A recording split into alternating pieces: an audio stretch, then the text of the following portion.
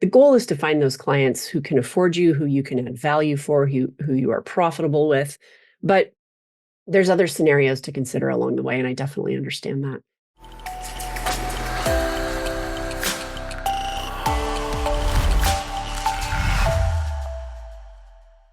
Hey everyone, it's Shannyn Lee, Managing Director at Win Without Pitching, and I'm back with you today answering another Ask Me Anything question. This one again, like one that I had posted a couple of weeks back, came out of a workshop that we recently ran. And the question was, what if this client to be doesn't really have the budget to afford us? We wouldn't be profitable, not sure of the impact we could make. Should I still present a proposal? It's a great question. We come up against these moments in the sale where we have to decide, are we going to say no, thanks so much for thinking about us, or I enjoyed getting to know you better, it's just not a fit this time around, or do we break some rules and actually take the work because we're really excited about it? So there's kind of a lot going on actually in that question. I think that really truly, if it's not a fit, if you're not going to be profitable, if you're not going to add value, you do need to say no, thank you.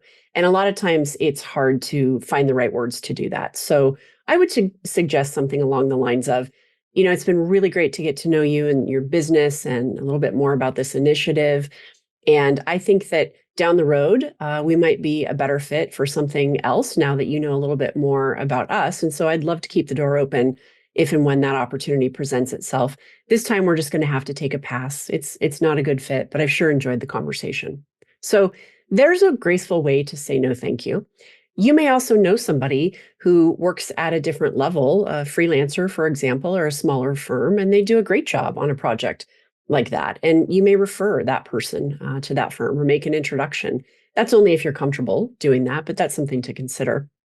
The other side of this is if there is an opportunity in front of you that really is exciting and you really are interested in exploring a way to work together, it's okay to do that. It's your business. You get to make these choices, right? It may be something that's just deeply meaningful. It may be a great client that you'd like to have on the roster, and this time around, they just don't have the budget to afford the full kind of force of value that you can bring through your firm. But you may still choose to move to the proposal phase and do a 3-option proposal for them to show them what's possible, and maybe include something at the lower end of the budget range that still gets them some value, maybe allows you to kind of road test each other. And if in fact you do decide you're going to extend some form of a discount or preferred pricing, just let them know what that is. Let them know, hey, typically this is a $50,000 effort. We're happy to do it for you for $30,000. Here's why. And make sure when you invoice that you let them know what that discount is. Or if you're going to work with them over a period of time, say 3 months, let them know, hey, we're willing to give you this preferred pricing and invoice to that effect so they see the savings each month.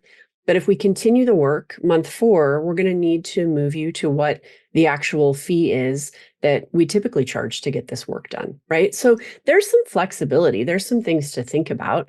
The goal is to find those clients who can afford you, who you can add value for, who you are profitable with.